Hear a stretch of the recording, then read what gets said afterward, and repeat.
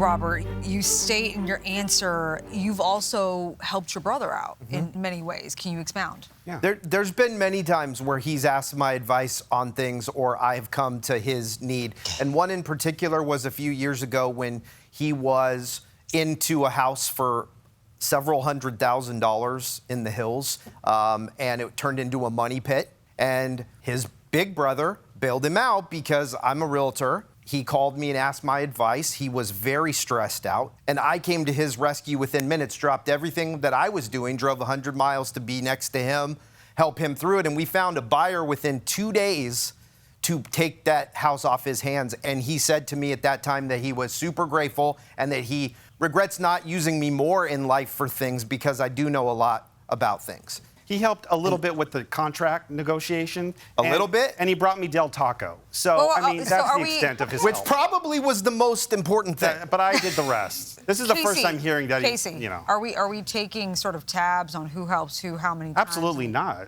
There's one to be help and support and encourage and to be there, like for my niece's dance recitals. But then there's another just to feel envious of what I have and want to say, like, well, you have money, you just pay for it. So you think he's like counting your pennies? 100%. You think I'm envious of you? Interesting. I think we're way beyond Dasher now.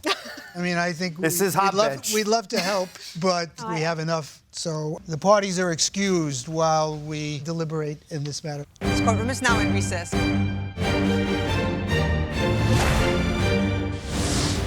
I wish we could give these brothers the happy ending that Dasher got in this case. Yeah. But we can obviously render the correct legal decision.